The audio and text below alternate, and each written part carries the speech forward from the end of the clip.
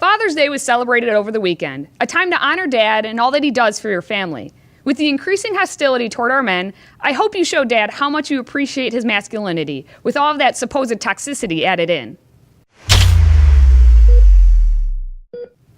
The truth is, we all know that the men in our lives are not toxic, and they deserve much more than to be told that they are poisonous, venomous, deadly, lethal, or any other synonym for toxic. But the mainstream media couldn't help themselves and tried to overshadow the day with its own agenda.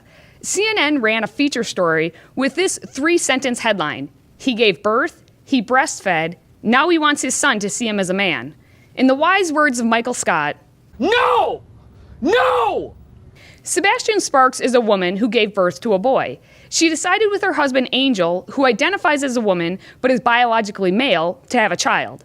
So a man and a woman had a child. But because LGBT pride continues to demand ownership of the month that used to be June, CNN found a less told level of intersectionality and put it on a pedestal as something to strive for.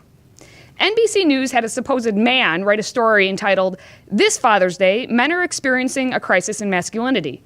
The solution? More feminism. NBC made sure to include how dangerous it is for boys to grow up loving guns and how boys should cry more. And not to be left out, on Sunday, the New York Times cover story pined that America has a problem with working mothers. At least according to the New York Times, American companies are caustic to women who are mothers. The article states, whether women work at Walmart or on Wall Street, getting pregnant is often the moment they are knocked off the professional ladder.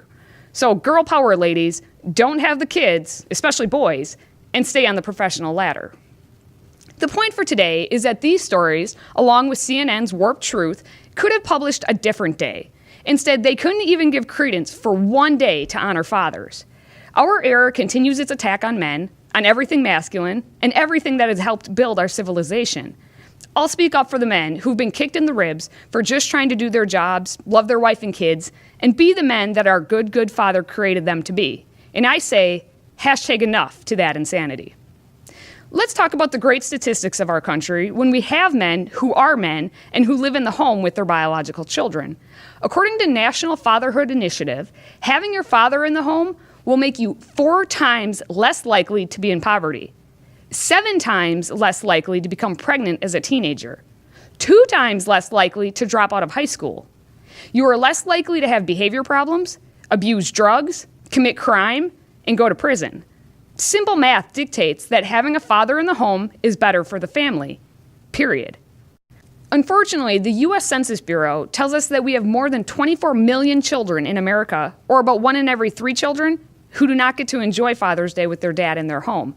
That's a statistic we should not ignore, and something we should not call empowering for single mothers either. All of these statistics should compel us to see the virtue in manhood and the reason we need more masculine men and fathers. Men who want to protect their families, want to do right by their wife and kids, and are willing to sacrifice to do so should be emulated, not called toxic. We need men to demonstrate to the next generation what a gentleman looks like, with encouragement of true equality, not the feminist version, and the return of chivalry. Men want to be heroes. That's a noble endeavor. So my hope is that you celebrate, honor, and thank your father more than just one day a year, because he loves, protects, and sacrifices for you every day of the year.